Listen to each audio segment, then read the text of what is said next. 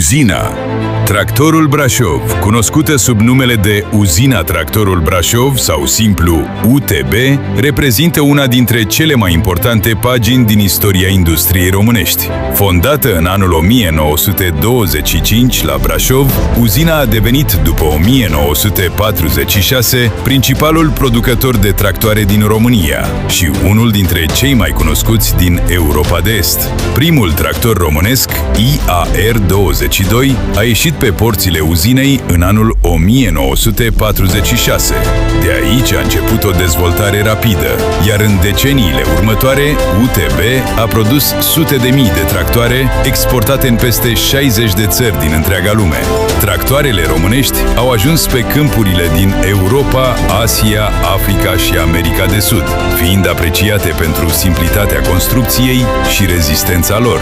Modelele UTB, precum Universal 445, 650 sau 683, au devenit extrem de populare în agricultura românească.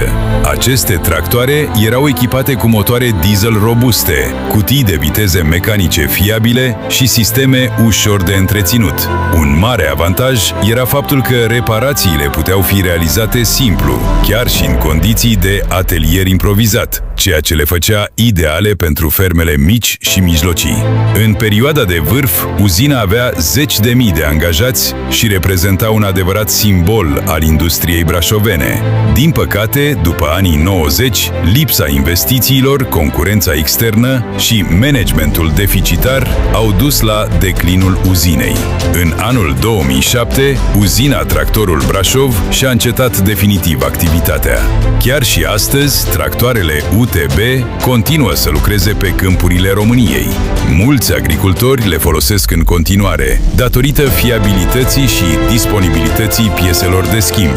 Pentru mulți români, UTB nu este doar un tractor, ci un simbol al muncii, al tradiției și al ingineriei românești.